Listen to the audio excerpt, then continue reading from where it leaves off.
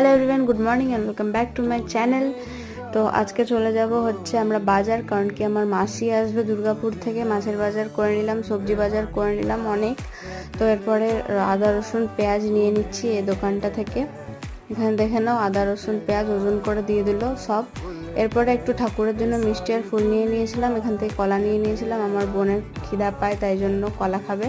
এখানে দাদুর বাড়িতে চলে এসেছিলাম, আমাদের বাড়িটা রিপেয়ার হচ্ছে সবাই জানো। তো ওরা চলে এসেছিলো মাসিরা, ওদের ক্লিপটা আমি নিতে পারিনি কারণ ওদের অনেক লাগেজ ছিল আমার, তখন সেটা ওকে ভাইকে ধরতে হতো। এখানে ভাই মজা করছে, আমরা একটু সন্ধ্যাবেলা বেরিয়েছিলাম ঘুরতে, এটা ক্লিপগুলো নিতে পারিনি তাই এখানে পিকগুলো দিয়ে দিচ্ছি। এটা আমার বোন মাসি দেখতেই পেলে।